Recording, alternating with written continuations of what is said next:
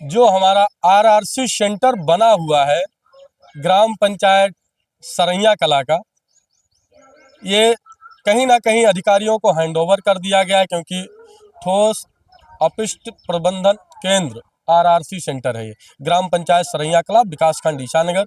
श्रीमती सुमित्रा देवी ग्राम प्रधान, श्री आशीष कुमार सचिव हैं, श्री बबलू राज जेई हैं, श्री धन प्रताप यादव जी खंड विकास अधिकारी हैं हमारे।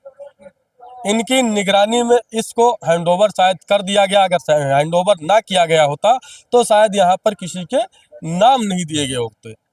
कितने दिनों में ये खुलता है, इसकी जानकारी हम महोदय से जरूर लेंगे और आपको हम दिखाने का प्रयास करेंगे कि इसमें कौन कौन सा कूड़ा डाला गया है।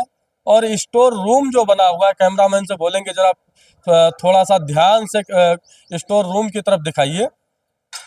इसको खोलिए, देखिए शायद खुला है क्या, नहीं बंद, ताला पड़ा हुआ है। स्टोर रूम में क्या पड़ा है भैया? कचड़ा पड़ा हुआ है। अच्छा, कचड़ा है, पन्नी उन्नी रखी है और ईंटें रखी हुई हैं। और अंदर क्या दिख रहा है? कुछ दिख रहा है? कचड़ा है। अच्छा, इसके अंदर क्या गौवंश भी रहते हैं क्या? अच्छा, कचड़ा वचड़ा के लिए शायद चीज बहुत बढ़िया देखने को मिली है। गांव और अधिकारियों के शायद कहने से गौवंश जो है गोबर बाहर ना करके डायरेक्ट कूड़े घर में आकर के कर देते हैं। कोई और तो कूड़ा नहीं देखने को मिला है, लेकिन गौवंशों का शायद ये ठिकाना बन चुका है। जो आरआरसी सेंटर हमारा सरैया कला का बना हुआ है, प्रधान जी, अधिकारी, जेई जो भी यहाँ पर टैग करके लगाए गए हैं, इन लोगों का ध्यान इसको बनाने में शायद लगाया गया था, लेकिन उसके बाद इसको सुचारू रूप से चालू किया जाए उस पर ध्यान नहीं है। अगर कूड़ा घर बना हुआ है, आरआरसी सेंटर बना हुआ है, गीला और सूखा कचड़ा के योग्य बनाया गया है, तो इस जगह पर इस कचड़े को ढोने के लिए गाड़ियों का भी इस्तेमाल किया गया होगा। हम गांव वालों से भी जानकारी लेने का प्रयास करेंगे कि आपके गांव में कितनी गाड़ियां ऐसी हैं जो आपके घर पर कूड़ा कचड़ा लेने के लिए आती हैं, और आती हैं तो कब आती हैं, कितने दिनों में आती हैं, इन सब चीज़ों की जानकारी ली जाएगी। हमने यहाँ पर एक चीज़ देखी हुई है कि साइड में एक बहुत बड़ा तालाब खुदा हुआ है, और इसके बारे में हम गांव वालों से भी जानकारी लेंगे कि ये तालाब किस लिए खोदा गया, क्या ये जो जमीन है वो ग्राम समाज की है या किसी की खती की जमीन है? खती ना है। जमीन है दादा, किसकी है? ये जमीन तो खरिहान हुआ है। खलिहान है।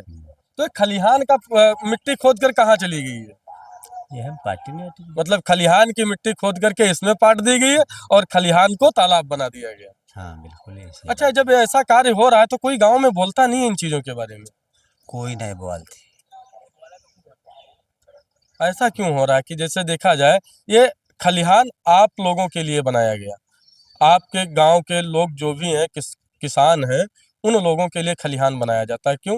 क्योंकि अपनी फसलों को ला करके गांव के अंदर ना ले जाएं, गांव के अंदर धूल मिट्टी ना हो, बाहर से ही कार्य हो जाए, धूल मिट्टी बाहर लिया ताकि बीमारियां ना फैलें। और इस जिस जगह पे खलिहान है और वहां पर गड्ढा बना करके छोड़ दिया गया और उसकी आज तक कोई शिकायत किसी ने नहीं किया।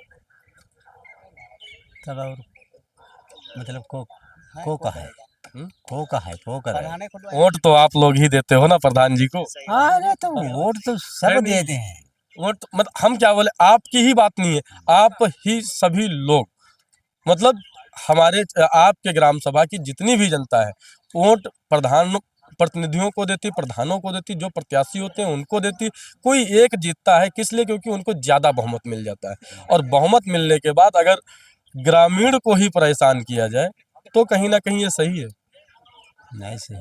क्या ये जो मिट्टी यहाँ पर खोदी गई है आप लोगों को मिल जाएगी अगर निकालना चाहोगे? हमका लोगों ने कहा मिल जाए। तो अगर इन लोगों को मिली है तो इसको लेबल करवाना भी इन्हीं का कार्य है। तो बिल्कुल हाँ, सही बात है। लेकिन यहाँ पर ऐसा नहीं हुआ है। अच्छा, ये कितने दिन गड्ढा खोद करके हो गया हो? 1 साल। अरे कितने दिन? 1 साल हो गए। 1 साल प्लस हो गया। प्लस हो गया।